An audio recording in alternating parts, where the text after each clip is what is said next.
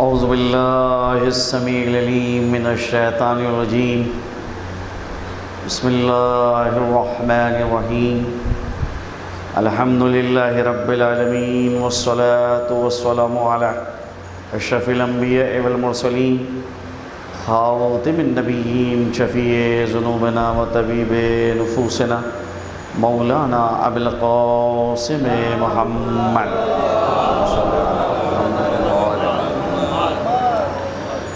وآلہ الطیبین الطاہرین ولعنۃ اللہ علی اعدائہم اجمعین من الآن الی قیام یوم الدین اما بعد وقد قال اللہ تبارک و تعالی فی کتابہ المبین وهو اصدق الصادقین وقولہ الحق بسم اللہ الرحمن الرحیم تبارک الذی بیدہ الملک وهو علی کل شیء قدیر الذي خلق الموت والحياة ليبلوكم أيكم أحسن عملا فهو عزيز الغفور۔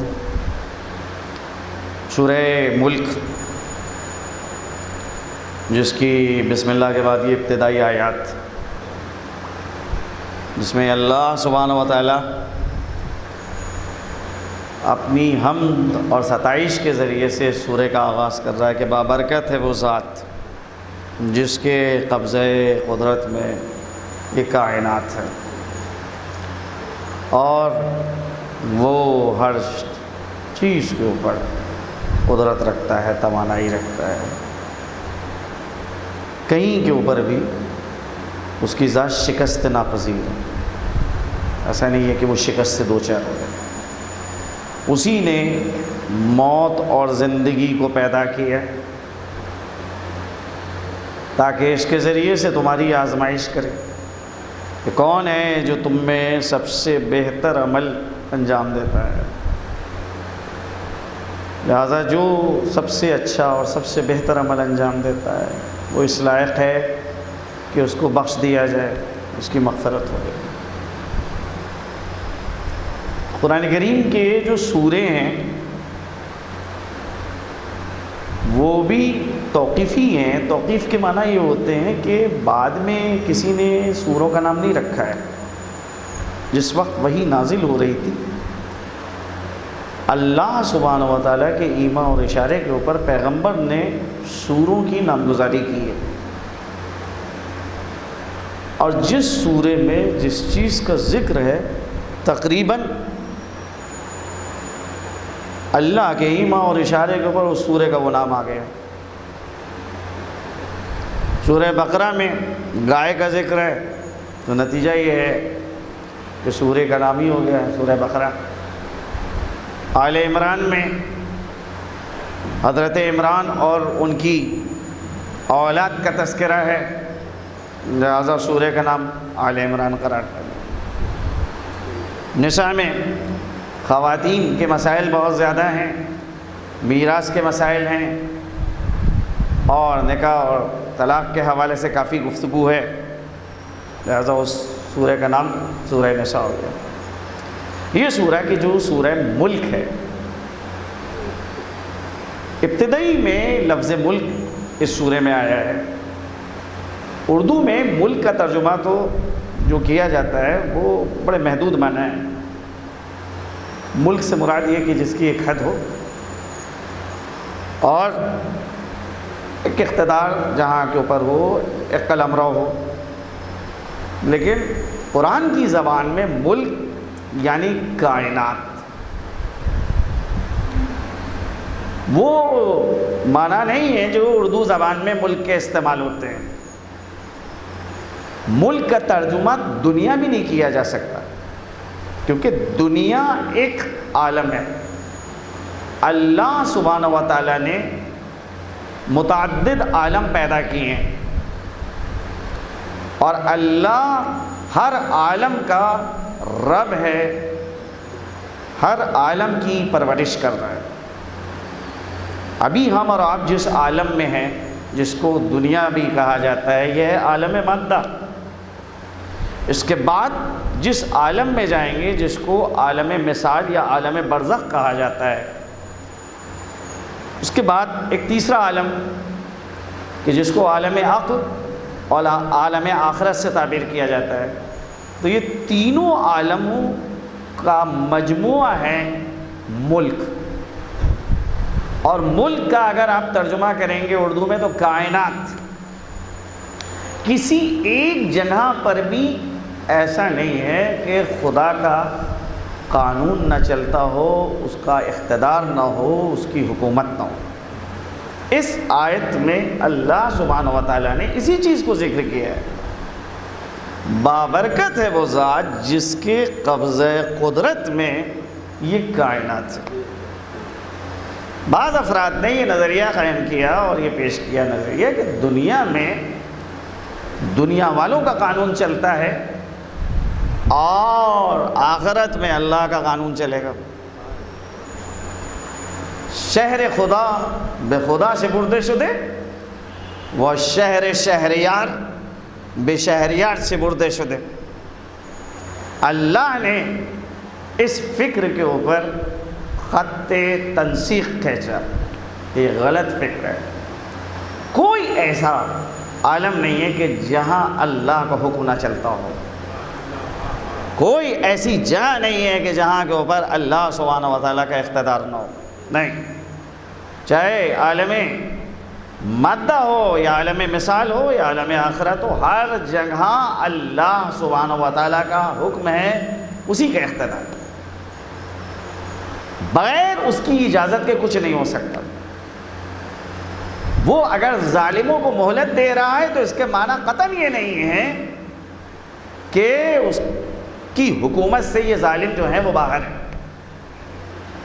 اگر اس نے شیطان کو مہلت دی ہے تو اس کے معنی یہ نہیں ہے کہ شیطان بغیر اذن الہی کے کچھ انجام دیتے.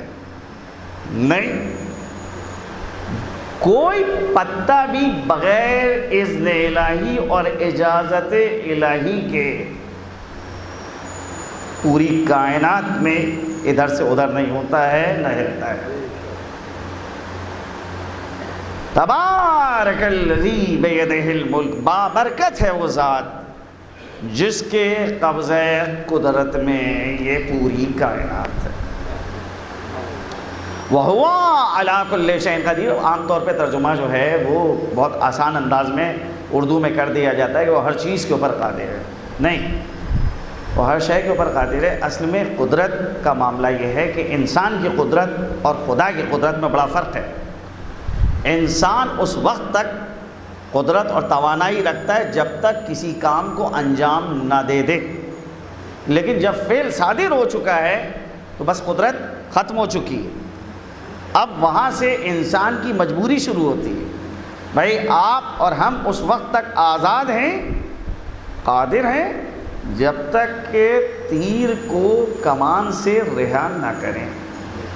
لیکن ادھر تیر کمان سے رہا ہو چکا ہے، وہاں سے اب ہماری بے بسی اور مجبوری شروع ہوتی ہے.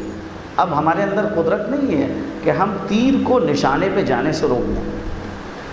اللہ سبحانہ و تعالیٰ انسانوں کی طرح سے قدرت نہیں رکھتا ہے. اللہ سبب سوز بھی ہے، سبب ساز بھی ہے. اگر وہ چاہے تو آگ سے حرارت کو چھین بھی سکتا ہے، اور اگر وہ چاہے تو مکڑی کے جالے سے ختم المرسلین کی حفاظت بھی کر سکتا ہے. سلامات بھیجے محمد والے.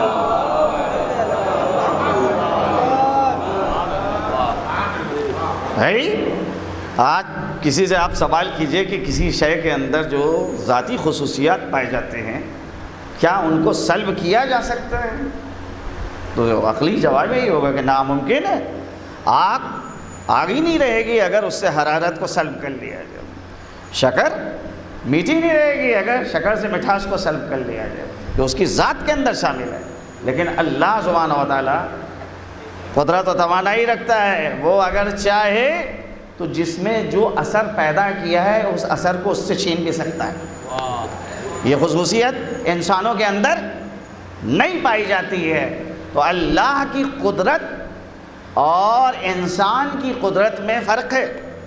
اور یہ ایک دیکھیے بہت بحث ہے. کبھی اس نظر سے قرآن کریم کو دیکھیے گا. قرآن کریم کے اندر جو ہے یہودیوں کا ایک عقیدہ ذکر کیا گیا ہے قرآن میں یہودیوں کا یہ نظریہ ذکر ہوا ہے کہ وقالت الیہود ید اللہ مغلولہ،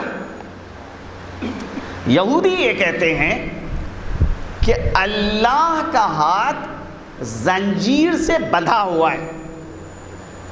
جواب میں قرآن کہتا ہے غلت ایدیہم وَلُعِنُوا بِمَا قَالُوا، ارے ان کے ہاتھ زنجیر سے بندھے ہوئے ہیں، خدا کی لعنت ہو ان کے اوپر کہ یہ کس قسم کی باتیں خدا کی جانب منسوب کرتے ہیں۔ بل یداہ مبسوطتان، اللہ کے دونوں ہاتھ کھلے ہوئے ہیں، ينفق بما یشاء کیف یشاء، وہ جیسا چاہتا ہے انفاق کرتا ہے، خرچ کرتا ہے۔ اب یہ معاملہ کیا ہے کہ یہ یہودی کیا کہہ رہے ہیں کہ اللہ کا ہاتھ زنجیر سے بندھا ہوا ہے؟ نظریہ یہ ہے کہ اللہ نے قلم تقدیر سے اگر کسی انسان کی تقدیر لکھ دی تو اس میں کچھ رد و بدل نہیں ہو سکتا۔ یہودیوں کا یہ نظریہ ہے، بس ایک بار قلم تقدیر سے جو چیز صادر ہو چکی ہے اس میں نہ کوئی تبدیلی ہو سکتی ہے نہ کوئی تغیر ہو سکتا ہے۔ خود اللہ کا ہاتھ زنجیر سے اب بندھ گیا ہے، تو قرآن جواب میں کہتا ہے غلت ایدیہم، ارے ان کے ہاتھ زنجیر سے بندھے ہوئے ہیں، وَلُعِنُوا بِمَا قَالُوا، لعنت ہو ان کے اوپر کہ جو یہ گفتار کرتے ہیں، جو چیزیں اللہ کی جانب منسوب کرتے ہیں۔ بل یداہ، اللہ کے تو دونوں ہاتھ کھلے ہیں، ينفق بما یشاء کیف یشاء، وہ جیسے چاہتا ہے انفاق کرتا ہے، خرچ کرتا ہے، تصرف کرتا ہے۔ تو نظریہ یہ ہے کہ اللہ نے اگر قلم تقدیر سے کچھ لکھ دیا تو اس میں کچھ رد و بدل نہیں ہو سکتا ہے۔ اسلام کہتا ہے کہ نہیں، اس کے اندر رد و بدل ہو سکتا ہے۔ اللہ نے اس انسان کو یہ صلاحیت دی ہے کہ اگر انسان چاہے تو اپنی تقدیر کو اپنے عمل کے ذریعے سے بدل سکتا ہے۔ کچھ چیزیں اللہ سبحانہ و تعالیٰ نے انسان کو عطا کری ہیں، مثال کے طور پہ دعا، جس کے اندر بے پناہ تاثیر ہے۔ احادیث میں آیا ہے الدعاء سلاح المومن، دعا مومن کا ہتھیار۔ دوسری حدیث ہے الدعاء یرد القضاء، دعا قضاء الہی، اللہ کے فیصلے کو بدل دیتی ہے۔ مانگنے کا سلیقہ ہونا چاہیے بس کہ کیسے مانگنا ہے۔ تو یہ ایک دعا ہے کہ جس دعا کے ذریعے سے انسان کی تقدیر بدل سکتی ہے، قضاء الہی تبدیل ہو سکتی ہے۔ تو یہ چیز دعا کی شکل میں۔ دوسری چیز، رشتہ داروں کے ساتھ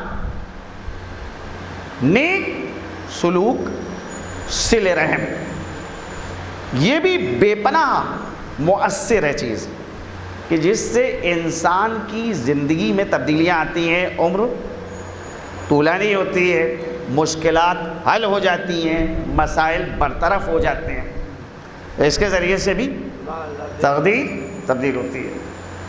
تیسری چیز ہے خیر و خیرات کرنا، اس کے ذریعے سے بھی تقدیر میں تبدیلی آ جاتی ہے۔ اللہ نے ان چیزوں کو پوشیدہ رکھا ہے بندوں سے۔ کیوں پوشیدہ رکھا ہے؟ تاکہ بندہ مقام عمل میں ہمیشہ تک و دو کرتا رہے۔ اب آپ دیکھیں جناب عیسیٰ گزر رہے ہیں، ایک لڑکی کے جو رخصت ہو کر اپنی سسرال جا رہی ہے، حضرت عیسیٰ نے اس کو دیکھا کہ آج کی شب اس کی آخری شب ہے، رات میں اس کا انتقال ہو جائے گا۔ اور لڑکی کو جب پتہ چلا تو زندگی سے وہ بھی مایوس ہو گئی۔ میں آپ بتا دیجئے اگر کسی کو کہ بس یہ آج آپ کا آخری دن ہے اور اس کے بعد آپ دوسرا دن جو ہے دنیا میں نہیں دیکھیں گے، آپ بتائیے پھر اس کے مزاج میں کیسی تبدیلی آتی ہے اور کس طرح سے وہ پھر دنیا اور دنیا کی چیزوں کے حوالے سے اظہار کرتا ہے۔ جب اس کو یہ بتایا گیا کہ یہ بس آخری شب ہے، گلے میں گلوبند تھا، اس گلوبند کو اتارا، ایک فقیر آ رہا تھا، اس نے مانگا اس گلوبند کو دے دیا کہ جب زندگی کا خاتمہ ہو رہا ہے تو اس گلوبند کی کیا حیثیت۔ دوسرے دن جناب عیسیٰ پہنچتے ہیں، دیکھا وہ زندہ ہے، ارے اس کی تو موت لکھی ہوئی تھی، یہ زندہ کیسے؟ بستر ہٹوایا گیا تو دیکھا کہ ایک زہریلا سانپ نیچے مرا ہوا پڑا ہوا ہے، اس کے منہ میں ایک پتھر ہے۔ کہا کل تم نے کون سا عمل خیر انجام دیا ہے جس عمل خیر کی بنیاد پہ تمہاری موت ٹل گئی؟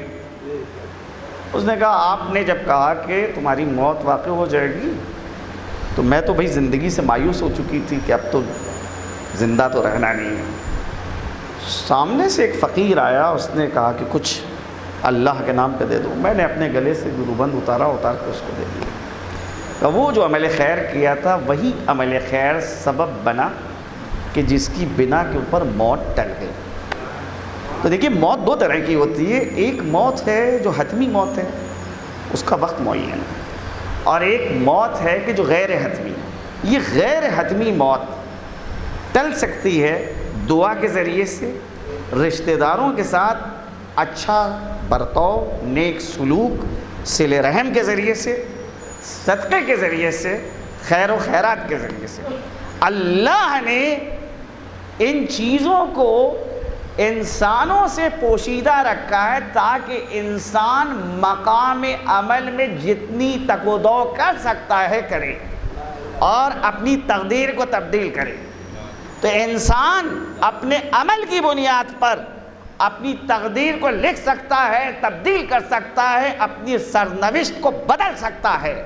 اللہ نے یہ قدرت اور توانائی انسان کے اندر دی ہے کہ اگر انسان چاہے تو دعا کے ذریعے سے اپنی تقدیر کو بدل سکتا ہے، اگر انسان چاہے تو اپنے رشتہ داروں کے ساتھ نیک سلوک کر کے اپنی تقدیر کو بدل سکتا ہے، اگر انسان چاہے تو صدقے کے ذریعے سے، خیر و خیرات کے ذریعے سے اپنی تقدیر کو بدل سکتا ہے۔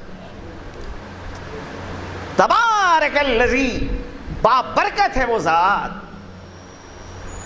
کہ جس کے قبضے قدرت میں پوری کائنات ہے۔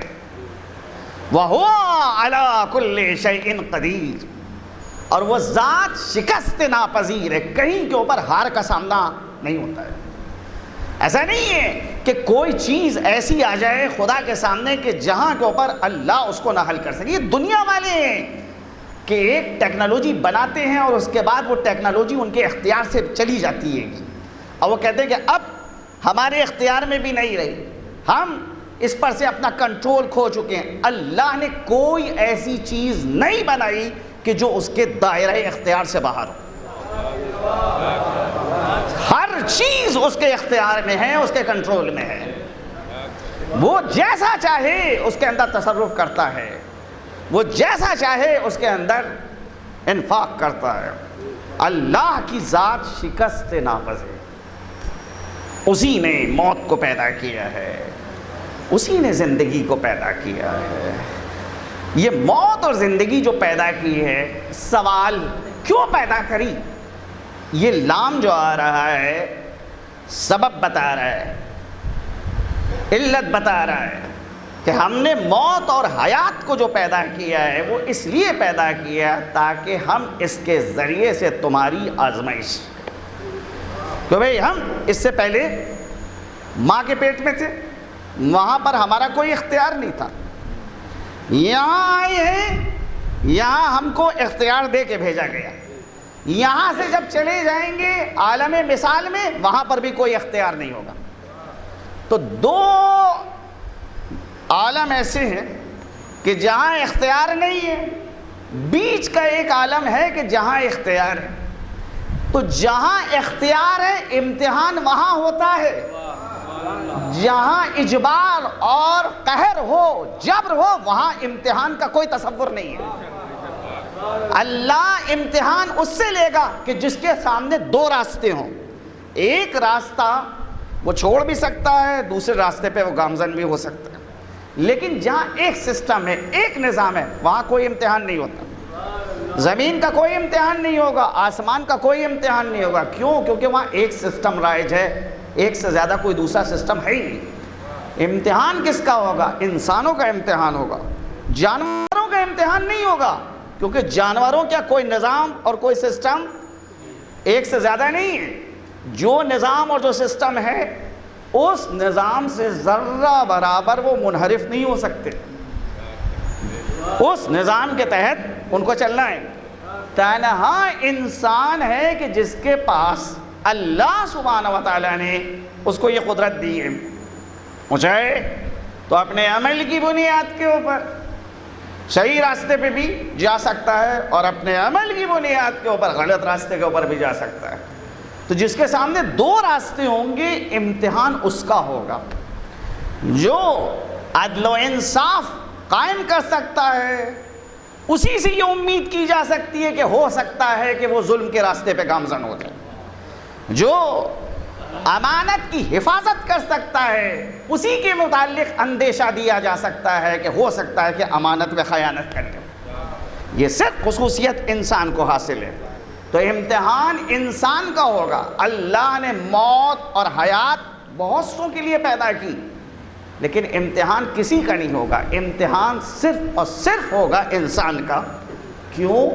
کیونکہ انسان کے سامنے دو راستے ہیں. خیر کا بھی راستہ ہے, شر کا بھی راستہ ہے. اب انسان اپنے ارادے اور اختیار سے چاہے جس راستے کے اوپر کام کرے. بہرحال دیکھیے ماشاء اللہ آپ نے بفیض مجالس مختلف علماء اور واعظین اور ذاکرین کے اس ذیل میں جو ہیں معروضات سنے ہوں گے موت کے بھی حوالے سے اور حیات کے بھی حوالے سے کہ موت اور حیات جو ہے وہ بہرحال محدودیت ہے معنی کے اعتبار سے. ابتدا جب ہماری ہوتی ہے تو اس میں محدودیت ہوتی ہے زندگی میں. جیسے جیسے ہم آگے بڑھتے جاتے ہیں یہ محدودیت میں وسعت پیدا ہو جاتی ہے, گشائش ہو جاتی ہے. ماں کے شکم میں ہم جب تھے تو اس وقت ہماری زندگی کتنی تھی؟ محدود زندگی تھی. ایک محدود عالم تھا, وہیں کے اوپر ہم تھے. 9 مہینے تک ہم کو وہاں رہنا ہے, اس سے زیادہ نہیں رہنا ہے. اب اگر شعور رکھتے ہوتے, ارادہ رکھتے ہوتے اور یہ کہتے کہ نہیں یہ جگہ بڑی اچھی لگ رہی ہے ہم یہاں سے نہیں جائیں گے تو بے وقوفی کا مطالبہ ہے. اس سے بہتر زندگی اللہ ہم کو دینا چاہتا ہے, لہٰذا ولادت کے مرحلے کو طے کرنا ہوگا. یہ بے وقوفی کا مطالبہ نہیں کہ نہیں ہم یہاں سے نہیں جائیں گے, ہم اس کو نہیں چھوڑیں گے, ہم یہاں اس جگہ سے بہت مانوس ہو چکے ہیں, انسیت پیدا ہو چکی ہے. نہیں, تم کو اس سے بہتر زندگی دی جائے گی, لہٰذا ولادت کے مرحلے سے تم کو گزرنا ہے. اچھا یہ جو اس دنیا کی زندگی ہے یہ زندگی مل ہی نہیں سکتی کسی کو جب تک کہ ولادت کے مرحلے سے نہ گزرے. اسی طرح سے اس دنیا سے منتقل ہونا ہے عالم برزخ میں, عالم مثال میں, جہاں اس سے بہتر زندگی ہے, لیکن وہ زندگی نہیں مل سکتی جب تک کہ موت کے مرحلے سے نہ گزرے. اس دنیا میں آنے کے لیے ولادت کا مرحلہ لازم اور اس دنیا سے منتقل ہونے کے لیے موت کا مرحلہ لازم. اب آپ دیکھیے درجہ بدرجہ ملاحظہ کیجئے. شکم مادر میں تھے, محدود زندگی تھی, وہاں سے نکل کے آئے یہاں, اس سے بہتر زندگی ہے. وجود میں نشو و نما پیدا ہو رہی ہے, لیکن اس کا بھی ایک وقت معین ہے. کچھ ہیں جو چند لمحات کے لیے آتے ہیں, کچھ ہیں جو چند سالوں تک زندگی گزارتے ہیں, کچھ ہیں جو چند مہینوں کے لیے آتے ہیں. بہرحال جانا ہے, سب کو جانا ہے. کوئی پہلے چلا جاتا ہے, کوئی بعد میں جاتا ہے. ایسا نہیں ہے کہ یہ سفر نہیں ختم ہوگا, نہیں سفر ختم ہوگا. کوئی مسافر کبھی بھی راستے سے دل نہیں لگاتا ہے. اگر راستے سے دل لگائے تو انتہائی احمق قسم کا مسافر ہے کہ جو منزل کو بھول جائے اور راستے سے دلچسپی پیدا کر لے. تو بہرحال یہاں پر ایک محدودیت ہے, کا بالکل محدودیت ہے. آپ یہاں پہ بیٹھے ہوئے وہاں پہ نہیں جا سکتے, جب وہاں پہ بیٹھیں گے تو یہاں پہ نہیں آ سکتے. ادھر دیکھ رہے ہیں تو ادھر نہیں دیکھ سکتے, ادھر دیکھیں گے تو ادھر نہیں دے سکتے. کیوں؟ کیونکہ روح جسم کے اندر مقید ہے. اس دنیا، اس عالم مادہ کا تقاضا یہ ہے کہ آپ کی روح اسی جسم میں رہے. تو جب جسم میں رہے گی تو روح گویا ایک پنجرے کے اندر ہے. جس طرح سے طائر کو آپ اٹھا کر پنجرے میں بند کر دیں تو پھر وہ ہر جگہ اڑ نہیں سکتا ہے، اس کی پرواز صرف اور صرف قفس کے اندر ہوگی. آپ چاہتے ہیں کہ اس کی پرواز کو دیکھیں تو ذرا طائر کو پنجرے سے باہر نکالیے، قفس سے باہر نکالیے. ادھر آپ نے قفس سے باہر نکالا اور وہ مختلف جگہوں پہ پرواز کرنے لگا. بس انسان بھی ایسا ہی ہے. اگر چاہتے ہیں کہ انسان کیا کیا کمال رکھتا ہے تو اس کو جسم کی قید سے ذرا آزاد کیجئے. جب جسم کی قید سے آزاد کیجئے گا تو پھر یہ انسان ایک وقت میں یہاں پر بھی ہے، وہاں پر بھی ہے، ادھر بھی دیکھ رہا ہے، ادھر بھی دیکھ رہا ہے. لا محدودیت اس کے اندر پیدا ہو جائے گی. اب ذرا آپ سوچئے کہ وہ لامحدود، وہ خالق کہ جس نے ایسی شاہکار مخلوق پیدا کی کہ اگر یہ مخلوق چاہے تو اپنے عمل کے ذریعے سے اسی عالم مادہ میں لامحدودیت اپنے اندر پیدا کر سکتی ہے. صلوات بھیجیں محمد.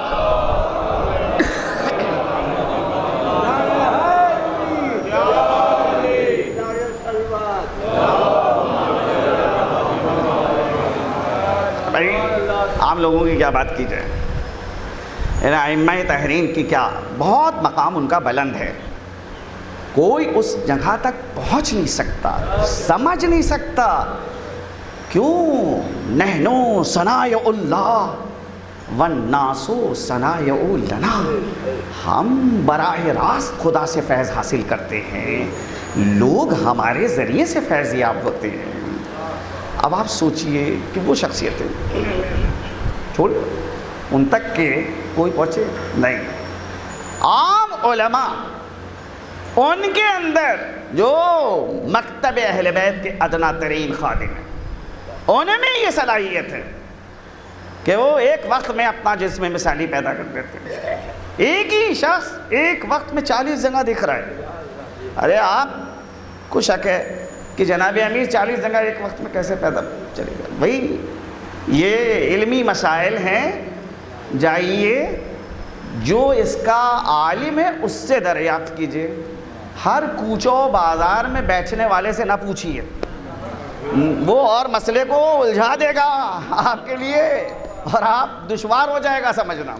تو اس کا عالم ہے، جائیے اس سے دریافت کیجئے کہ کیا انسان میں یہ توانائی ہے، قدرت ہے کہ ایک انسان ایک وقت میں 40 جگہ حاضر ہو سکتا ہے یا نہیں ہو سکتا؟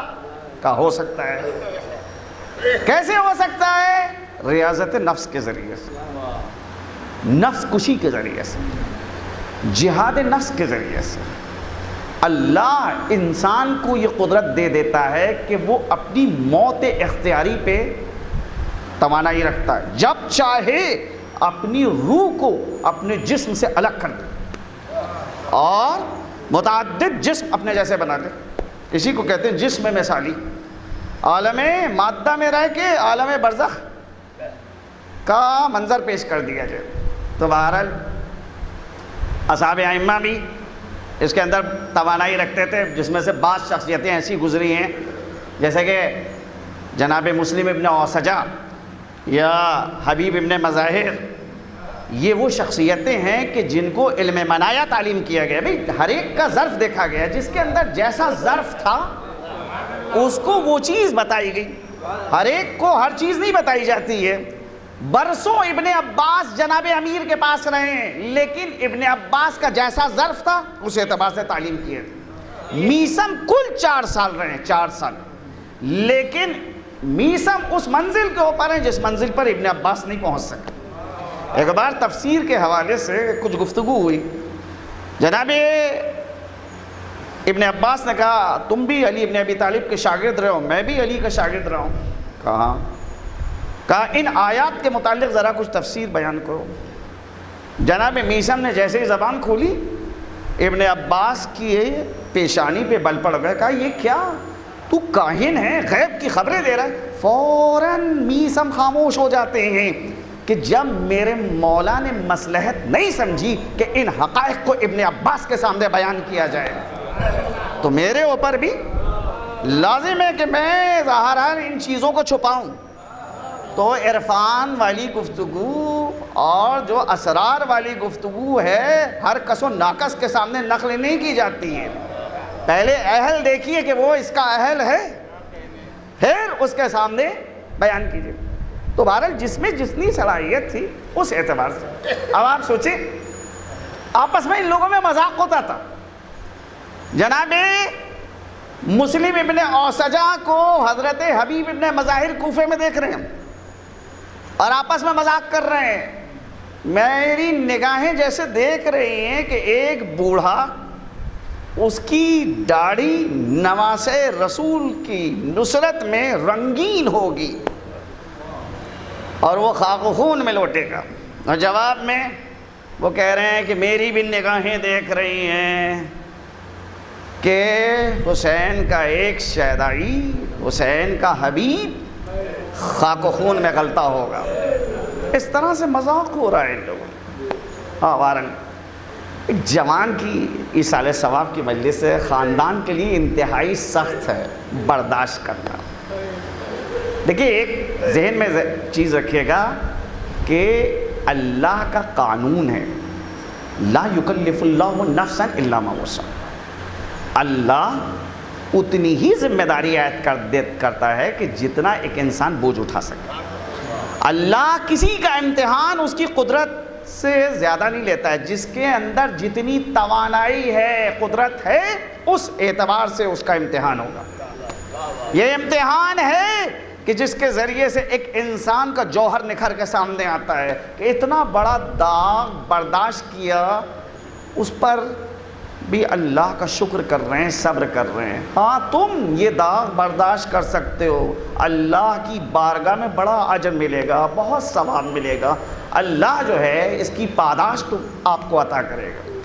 تو جس کے اندر جتنی توانائی ہے، جتنی صلاحیت ہے، اللہ اس اعتبار سے اس کا امتحان لیتا ہے.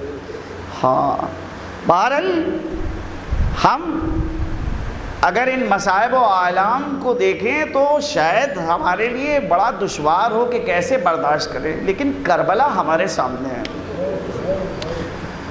وہ کربلا ایک ایسا آئینہ ہے کہ جس آئینے میں بڑی سی بڑی مصیبت چھپتی نظر آتی ہے. یہ کربلا ہے، کربلا نظر ہٹے تو کس طرح مصور عظیم کا حسین شاہکار ہے. آپ دیکھیں کہ کیا مصور نے اس شاہکار کو تشکیل دیا ہے. کربلا وہ ہے کہ جس کے اندر ہر قسم کے منظر جو ہے وہ ملیں گے. انسان کردار تلاش کرنا چاہتا ہے، آئیڈیل تلاش کرنا چاہتا ہے. حسین نے اس کے اندر تمام نمونے جمع کر دیے. ہاں حسین کا جوان شبیہ پیغمبر، کتنا حسین کو علی اکبر سے محبت ہے. متعدد شخصیتیں آئی تھیں امام سے، انہیں نے اجازت طلب کری، لیکن کسی کو امام نے خیمے میں نہیں بھیجا ہے. تنہا علی اکبر ہیں کہ جب اجازت طلب کرنے کے لیے آئیں تو کہا جاؤ پہلے جا کر اپنی پھوپھی سے اجازت لے لو، ان کا حق تمہاری گردن پہ زیادہ ہے. گئے، کیسے اجازت طلب کی خدا بہتر جانے. لیکن جب خیمے سے باہر نکلنا چاہتے تھے تو سیدانیوں کا حلقہ مانے ہوتا تھا. پردہ خیمے کا کبھی اٹھتا تھا کبھی گر جاتا تھا. جب غور سے دیکھا گیا تو پتہ یہ چلا جب علی اکبر باہر نکلنا چاہتے ہیں سیدانیاں سامنے آ جاتی ہیں. اس شان سے علی اکبر خیمے سے باہر آئے کہ واہ محمدہ والیہ کی صدائیں بلند ہو رہی تھیں. آئے خوشی خوشی آ کر کہتے ہیں بابا اجازت مل گئی. حسین نے حسرت و یاس سے اپنے جوان کو دیکھا، آسمان کی جانب نگاہ کی اور فرماتے ہیں اللہم اشہد علی ہؤلاء القوم قد برز الیہم غلام اشبہ الناس برسولک خلقا و منطقا پروردگارا گواہ رہنا اس قوم پر، میرا وہ جوان جا رہا ہے جو صورت میں، سیرت میں، رفتار میں، گفتار میں تیرے رسول سے مشابہ تھا۔ کُنَّا اِذَا اشْتَقَيْنَا لِزِيَارَةِ نَبِيِّكَ، خدایا جب ہم تیرے نبی کی زیارت کے مشتاق ہوتے تھے، فَنَظَرْنَا إِلَىٰ وَجْهِهِ، تو ہم اس کے چہرے کی جانب دیکھ لیتے۔ علی اکبر نے جو یہ کلمات سنے سمجھ گئے کہ باپ نے اجازت دے دی، آئے میدان میں جنگ کرنا شروع کی۔ ایک منزل وہ آئی کہ علی اکبر خدمت امام میں آتے، عرض کرتے بابا شدت عطش سے کلیجہ پھٹا جاتا ہے، اے بابا 2 قطرے پانی کے مل جائیں تو ان ظالموں کو دکھا دوں کہ شجاعت ہاشمی کیسی ہوتی ہے۔ فرماتے میرے لال ذرا اپنی زبان کو میرے دہن میں دو، شاید تمہاری تشنگی میں کچھ کمی آ جائے۔ علی اکبر نے چاہا کہ امام کے دہن میں اپنی زبان کو رکھے، لیکن گھبرا کے زبان پھر اپنے حلق میں واپس لے جاتے۔ کہتے بابا ارے آپ کا حلق تو مجھ سے زیادہ خشک ہے۔ حسین اپنے ہاتھوں سے انگوٹھی ایک اتارتے، کہتے بیٹا اس انگوٹھی کو اپنے دہن میں رکھو، انشاءاللہ تمہارے جد بزرگوار تم کو کوثر سے سیراب کریں گے۔ علی اکبر آئے، اب جنگ کرنا شروع کی، اور ایک منزل وہ آئی کہ ایک شقی کہتا ہے کہ خدا کی قسم اگر یہ جوان میری جانب سے گزرا تو میں اس کی ماں کو اس کے ماتم میں بیٹھا لوں گا۔ پشت سے اس نے نیزہ مارا جو سینے میں جا کے نکلا۔ شجاعت ہاشمی کے برخلاف ہے، ابھی علی اکبر کے اندر یہ توانائی ہے، لہذا گھوڑے کے گلے میں باہیں ڈال دی اور کہتے اے میرے گھوڑے مجھ کو میرے بابا تک پہنچا دے۔ علی اکبر کے سر سے خون نکل کے گھوڑے کی آنکھوں میں پڑا، جس سے اب گھوڑے کو راستہ نظر نہیں آ رہا ہے۔ گھوڑا بجائے خیموں کی جانب کے جانے کے اشقیہ کی جانب چلا گیا۔ نتیجہ یہ ہوا جدھر سے علی اکبر کا گھوڑا گزرتا ہے کوئی تیر مار رہا ہے، کوئی نیزہ مار رہا ہے، کوئی تلوار کا وار کر رہا ہے۔ ایک منزل وہ آئی کہ اب حسین کے اس جوان سے گھوڑے پہ سنبھلا نہیں گیا، آواز دی یا بتا علیکہ منی السلام، اے بابا بس آخری سلام قبول کر لیجئے۔ ارے حسین نے جو اپنے جوان کی آواز سنی تو فرماتے ہیں یا بنیا الدنیا بعدک الافا، اے میرے لال ارے تیرے بعد تو حسین کی دنیا اندھیر ہو گئی۔ اے میرے